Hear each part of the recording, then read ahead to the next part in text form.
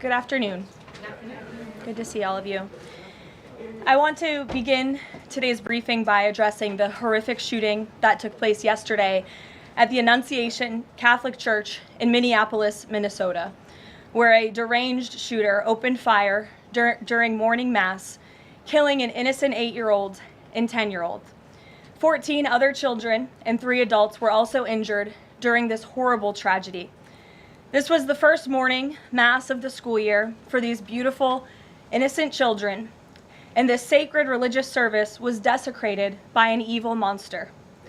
We are all eternally grateful to the heroic law enforcement officers and first responders whose courage and swift response aided all of those impacted by this horrible tragedy. As Director Kash Patel confirmed yesterday, the FBI is currently investigating this shooting as an act of domestic terrorism and a hate crime targeting Catholics. President Trump signed a proclamation yesterday following his call with the governor of Minnesota, Tim Walz, acknowledging the victims and their families and directing flags to be flown at half-mast. President Trump and the First Lady encouraged the entire nation to join all of us in praying for the victims and their families as they face unimaginable grief and loss. The White House and the FBI will continue to provide further updates as they become available. I also have a quick scheduling announcement for you today. The President will travel to New York City on September 22nd to address the United Nations General Assembly on Tuesday, September 23rd. On another matter, as Americans make their Labor Day weekend travel plans, they will be able to enjoy 5-year low gas prices thanks to President Trump fully unleashing American energy dominance. President Trump ended Joe Biden's Green New Scam policies and is delivering on his promise to make America affordable again. These savings at the pump are giving everyday American families more room in their budgets at the end of each month, which is the exact opposite of what we saw under the previous administration.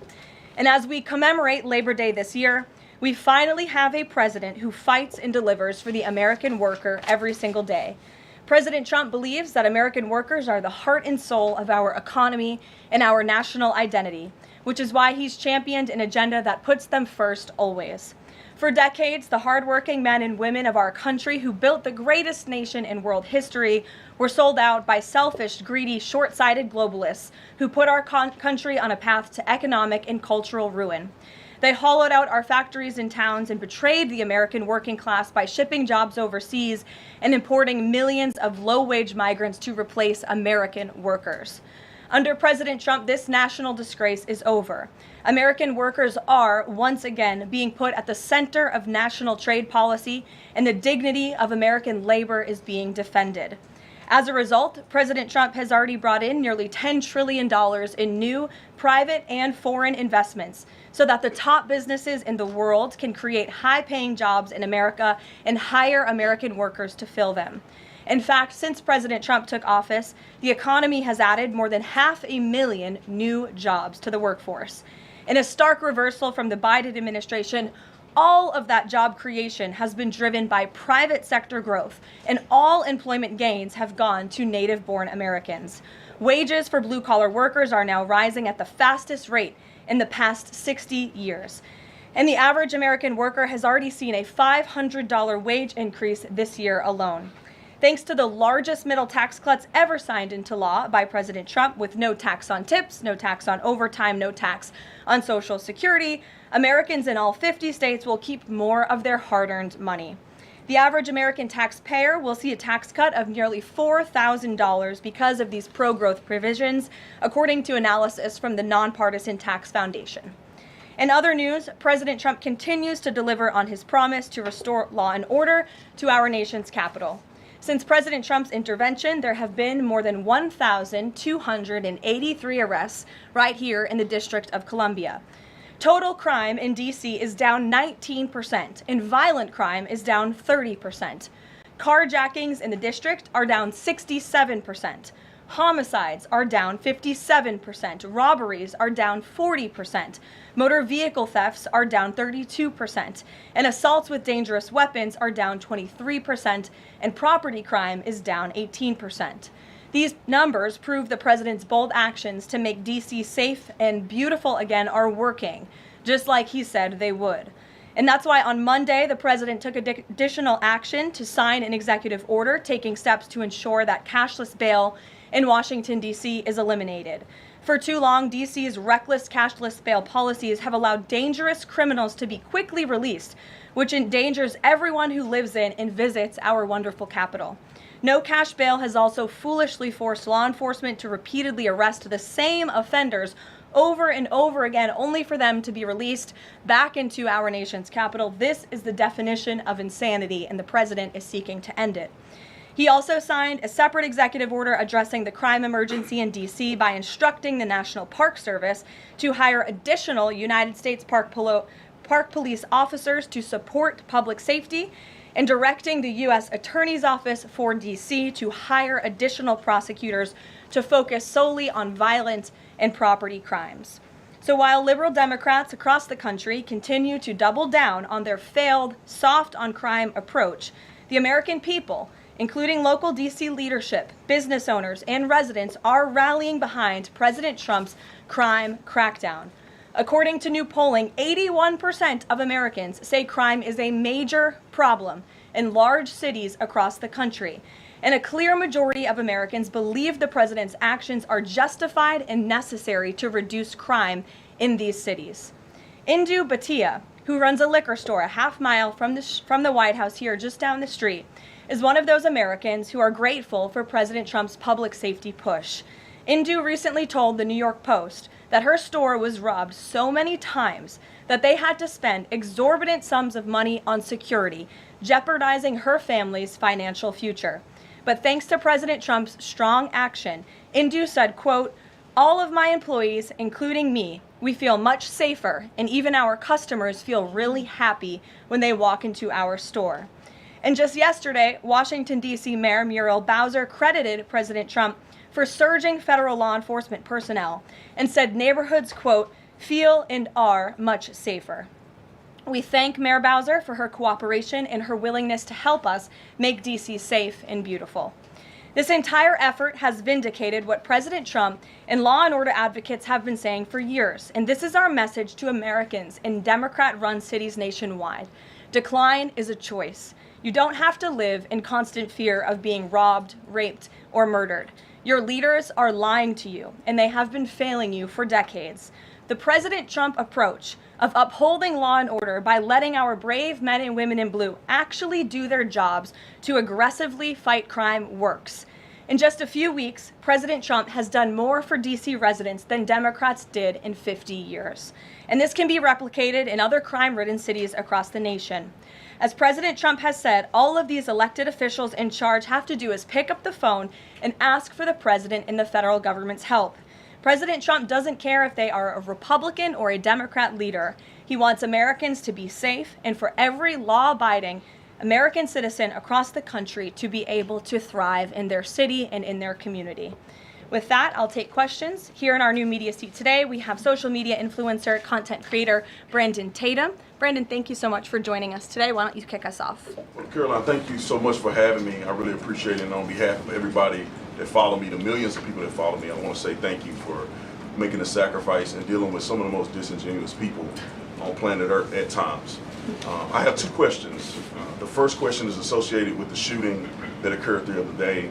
And I want to ask the question of, we know that it's not a gun thing. Any rational person knows it's not a gun thing. We know it's a mental health issue. So I want to know from you, what is President Trump and the White House going to do to address mental health issues around the country associated with these shootings? And the second thing is Chicago. You know, anybody with, and I say, with a connected brainstem knows that Chicago's crime is out of control. And young black men are getting killed, laying dead in the middle of the streets every single day in Chicago. No president has addressed any of these issues. And so what is the White House going to do to address issues in their capacity to deal with the conflict and violence in Chicago? Sure. Well, to your first question about this shooting in Minnesota, right now, the administration is focused on helping the people of Minnesota. It's been less than a day, of course, since this tragedy happened. We have federal law enforcement on the ground assisting local law enforcement. This investigation is ongoing. There's still a lot of facts to understand about these circumstances, and so we're going to continue to do that. As for Chicago and cracking down on crime, it is a priority of this administration to ensure that American cities are safe again, and I'm so glad that you brought up the crime in Chicago, because we've been seeing the governor of Illinois parading out there saying that there's nothing wrong with Chicago, it's a great place to live, there's no crime there, he doesn't need President Trump's help. Well, I think the residents of Chicago beg to differ, and the statistics beg to differ, and I'll just share a few of those statistics with all of you. For 13 consecutive years, Chicago has had the most murders of any U.S. city. This is J.B. Pritzker's legacy, by the way. For 7 consecutive years, Chicago has had the highest murder rate among U.S. cities with more than 1 million people. In 2024, just last year, Chicago's murder rate per capita was 3 times higher than Los Angeles and nearly 5 times higher than New York City. That's more than double the murder rate in Islamabad and nearly 15 times more than Delhi. Out of Chicago's 147,899 reported crimes this year, that's how many crimes have been reported in Chicago since January 1st. There have only been arrests in 16% of them. These numbers are unacceptable. There have been more illegal guns recovered in Chicago than in New York City and Los Angeles combined. The number of reported motor vehicle thefts last year was more than double the number in 2021. And Chicago has also, just like DC, come under scrutiny over discrepancies in its homicide data reporting. So as bad as these numbers are, perhaps they are even worse. And this is Governor Pritzker's legacy. He should put politics aside. He should pick up the phone and call this president, who would be more than happy to do right by law-abiding American residents in the city of Chicago, and we hope that he will. Gabe, and thanks for being here, Brandon. Gabe. Carolyn, thank you so much. First on the firing of the CDC director. First, Sure. Who will replace her? And then also, overnight, the White House said that she did not align with the president's agenda. Dr. Menard's attorneys say that she refused to rubber stamp unscientific, reckless directives and fire dedicated health experts. What specifically did she do wrong? Look, what I will say about this individual is that her lawyer's statement made it abundantly clear themselves that she was not aligned with the president's mission to make America healthy again. And the secretary asked her to resign. She said she would, and then she said she wouldn't, so the president fired her, which he has every right to do. It was President Trump who was overwhelmingly reelected on November 5th. This woman has never received a vote in her life, and the president has the authority to fire those who are not aligned with his mission. A new replacement will be announced by either the president or the secretary very soon, and the president and Secretary Kennedy are committed to restoring trust and transparency and credibility to the CDC by ensuring their leadership and their decisions are more public-facing, more accountable, strengthening our public health system, and restoring it to its core mission of protecting Americans from communicable diseases, investing in innovation to prevent, detect, and respond to future threats. That's the mission of the CDC, and we're going to make sure that folks that are in positions of leadership there are aligned with that mission. And briefly on another topic, alligator Alcatraz. Last week, a judge on an environmental concerns lawsuit said that the administration had 60 days to wind down operations there, state officials did. Now, the administration has not been shy in fighting back against what it calls activist judges, but why is it backing down this time? We're not backing down. We've always said that we are going to continue to fight in the court of law for what's right, because we know that what this administration is doing with respect to all policy, but also immigration policy, is above the books, and we're abiding by our nation's immigration laws. And we think it's despicable that an activist judge has inserted themselves in this migrant detention facility to the point where DHS is now having to relocate these illegal immigrants to other detention facilities around the country. That is an unnecessary burden on the Department of Homeland Security and these agents who should be removing these criminals from our community. That's what the American people elected this president to do. So we've always maintained, Gabe, we're going to comply with court orders, but we're also going to fight back on them on the merits of the law. And DHS is in compliance while we disagree with this decision, and we'll continue to fight it in court. Let's go to... Hey, Go ahead. Thanks so much. So just following up on the CDC firing. Sure. Are you anticipating other changes there at CDC in addition to that firing? And is the administration going through in a very sort of organized fashion? Is there a task force that's going through high-level appointees to see who is or isn't aligned with the mission? Like, should we expect more changes? Not to my knowledge. I understand there were a few other individuals who resigned after the firing of Ms. Monarez. One of those individuals wrote in his departure statement that he identifies pregnant women as pregnant people. So that's not someone who we want in this administration anyway. So if people are not aligned with the president's vision and the secretary's vision to make our country healthy again, then we will gladly show them the door. Caroline, can I just follow up on... Go to the back. Thank you, Caroline. Go behind you, Andrew. Go ahead. Oh, thank you, Caroline. The military deployment that President Trump has sent to the Caribbean Sea close to the shores with Venezuela is massive. It's much more that is needed to simply counter narcotics operations. Is President Trump considering launching military strikes to military installments or facilities in Venezuelan soil? I won't get ahead of the president with respect to any military action or questions about that ever. But what I will tell you is that many Caribbean nations and many nations in the region have applauded the administration's counter-drug operations and efforts, and the president is prepared to use every element of American power to stop drugs from flooding into our country and to bring those responsible to justice. And as I've said from this podium before, the Maduro regime is not the legitimate government of Venezuela. It is a narco-terror cartel. Maduro is not a legitimate president. He is a fugitive head of this drug cartel. He has been indicted in the United States for trafficking drugs into our country, and it is the utmost responsibility of this president and this administration to prevent the illicit flow of drugs into our country and to protect citizens from those deadly poisons. Reagan. Thanks, Caroline. I have two questions for you. Sure. Democrats, including former White House Press Secretary Jen Psaki and Minneapolis Mayor Jacob Frey, attacked prayer and pushed gun control in the aftermath of yesterday's shooting. What's the White House's response to their comments?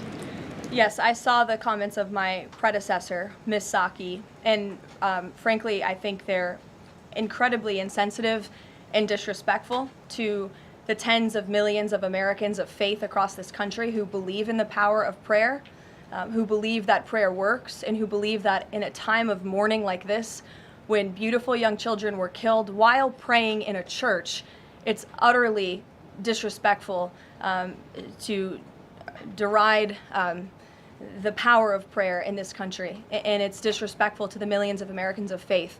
And I would encourage Ms. Psaki to pray for these families themselves who need it right now more than ever. My second question for you is that there have been media outlets who have glazed over the fact that the shooter was confused in their gender identity. Does the administration believe that this element needs to be investigated in the shooting? All of the elements are being investigated in the shooting, absolutely. Which is why part of the reason the FBI director came out and immediately confirmed that facet of the investigation. John. Thanks a lot, Carolyn. Two questions on two separate issues. First of all, the drone and missile strikes that took place overnight in Ukraine. General Keith Kellogg, the president's special envoy, has described these attacks as egregious. Do you agree with that description, and do you view President Putin as an impediment to getting peace between these two countries? Well, it's not about if I agree, it's about what the president thinks, and I know what the president thinks because I talked to him about this. He was not happy about this news, but he was also not surprised. These are two countries that have been at war for a very long time. Russia launched this attack on Kyiv, and likewise, Ukraine recently dealt a blow to Russia's oil refineries. They have taken out, as a matter of fact, 20% of Russia's oil refinery capacity over the course of their attacks throughout the month of August. So the president is continuing to watch this intently, and this killing, unfortunately, will continue as long as the war continues, which is why the president wants it to end. And that's why he's worked harder than anyone to end this war, which would have never started if he were president. But perhaps both sides of this war are not ready to end it themselves. The president wants it to end, but the leaders of these two countries need it to end and want it to end, must want it to end as well. And I think the president will make some additional statements on this later. My second question has to do with, Carrie. I just had one more, if I may. It has to do with the president's intention to remove Lisa Cook as a member of the Federal Reserve Board. He is going or acting upon allegations that have been made by Trump administration official Bill Pulte These are just allegations. She hasn't been convicted yet of any crime. Is the administration opposed to allowing Ms. Cook to have due process, to challenge what has been alleged against her? I believe she is challenging it. I believe she just filed a lawsuit today, and Mr. Pulte has deferred those allegations over to the Department of Justice to investigate them.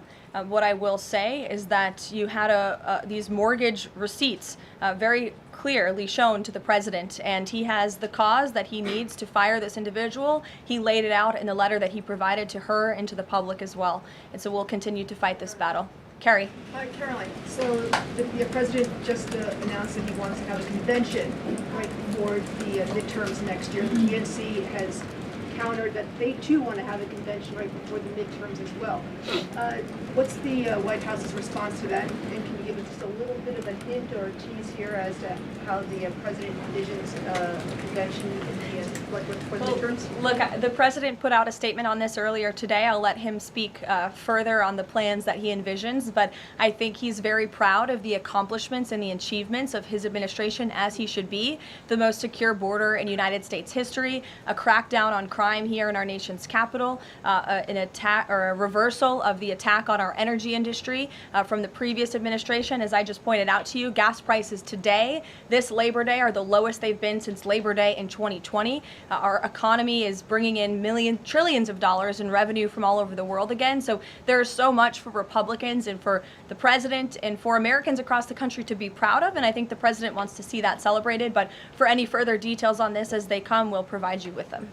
Iris. Thank you, Caroline. Two questions on the shooting. What's the administration's message to some concerned parents across the country who might be now worried about their kids' safety in light of the latest incident? We completely and totally understand the concerns of parents across the country. This tragedy it's heartbreaking. As a parent myself, there are no words to describe just the heartbreak that these families must be enduring, which is why the President and the First Lady have encouraged everyone to continue to pray for these families and these victims. And it's why this administration is focused on removing public safety threats from our communities. And in fact, I can share with all of you that last night in Washington, D.C., when arrests were being made, there was an arrest of a juvenile right here in D.C. in Ward 7 for threats to kidnap and injure, receiving stolen property, possession of a large capacity feeding device, unlawful possession of firearms and ammunition. A search warrant was executed, 7 firearms were recovered, and the juvenile was arrested after an investigation was initiated based on social media posts allegedly threatening violence towards a school. So this was a juvenile who was a risk to not just himself, but the community here in Washington, and he was removed from the community last night because of the law enforcement efforts of this administration. And I would also point to the statement of our wonderful First Lady that she released yesterday. She wrote, "The tragic mass killing in Minnesota illuminates the need for preemptive intervention in identifying school shooters. Early warning signs are often evident, with many individuals exhibiting concerning behaviors and making violent threats online prior to their actions.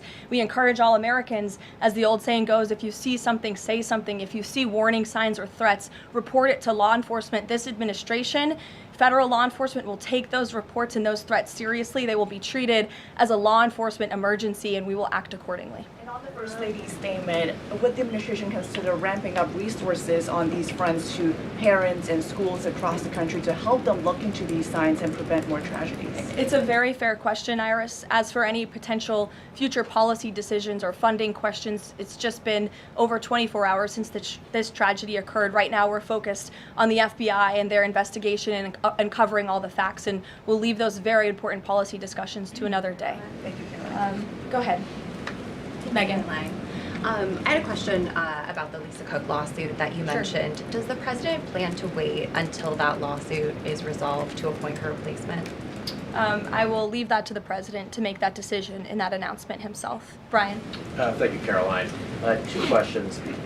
Bouncing off the CDC, situation at CDC, I'm curious if administration officials are pushing back on the president's agenda, privately, publicly, however, should they fear to lose their jobs going forward? Look, I think if you're doing your job well, and if you are executing on the vision and the promises that the president made to the public who elected him back to this office, then you should have no fear about your job. Just do your job. That's what this president wants to see.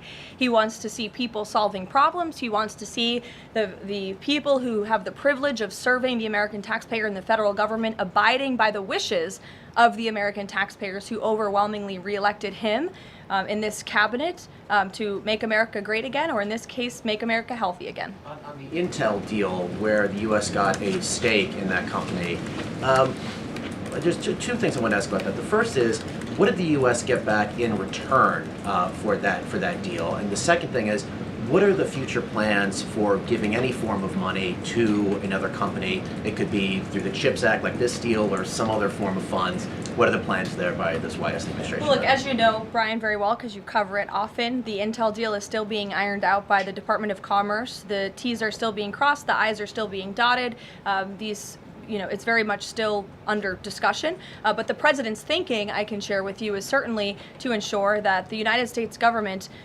is making our country wealthy again and is benefiting from some of these deals. And it's a creative solution. I know it's outside the box thinking, which is uncommon in this city, but it's something that he proposed and something that the Secretary of Commerce is working on putting into action. Mary. Thanks, Caroline. I have a couple questions on the shooting yesterday. The first one, this is the second shooting involving a trans-identifying shooter who specifically targeted Christians and Catholic kids. What kind of consequences do the gender-affirming therapists, doctors, or even the parents of these shooters face after these types of shootings? Well, as for the parents and potential therapists in this case, again, all of that is still currently being investigated by the FBI. I know the Secretary of Health and Human Services this morning said that HHS is investigating perhaps links between some of these drugs and these prescription drugs that some of these minors may be taking and an increase in violence. And obviously we have mental health problems in this country that this administration and Secretary Kennedy will continue to speak out about in the work that we're doing to solve it. Thank you. And just to follow up, I've seen a lot of calls for action, among these lawmakers saying that we shouldn't just be praying. One that I've seen on the right actually is calls for the FBI to institute a new class of domestic terrorism that involves trans ideology. Is that something that the administration would support? I would have to check with the appropriate people on that. Daniel. Thank you, Caroline. We saw some new revised economic data come out today showing the U.S. economy grew at a 3.3% clip, largely buoyed by a surge in capex. What's the White House reaction to this, and is this sort of the president's vision beginning to come to life after the Big Beautiful Bill was passed in July? Yes, I mean, look, we did say that once the Big Beautiful Bill was signed into law, we're going to see the effects of this massive pro-growth piece of legislation.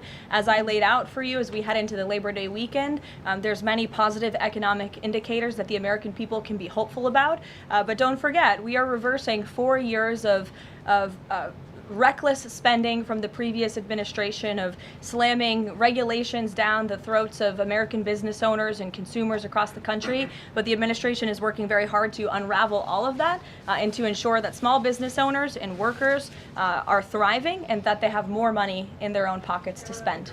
Thank you. Thanks so much, Caroline.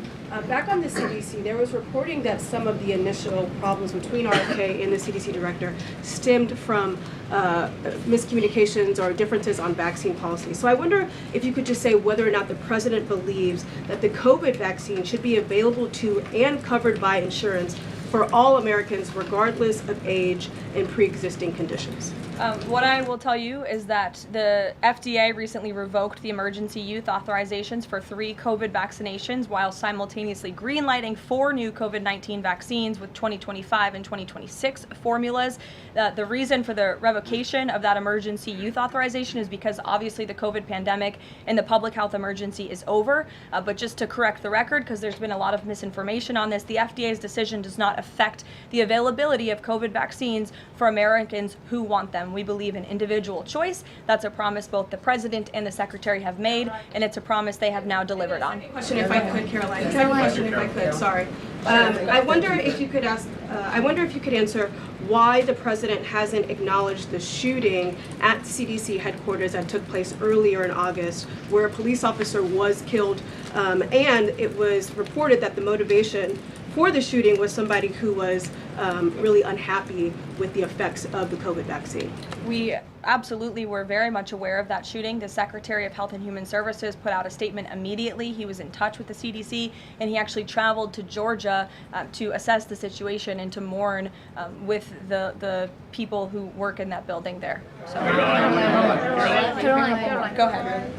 With respect to Labor Day, one of the most underrepresented groups right now are police officers. 30,000 police officers short in America right now.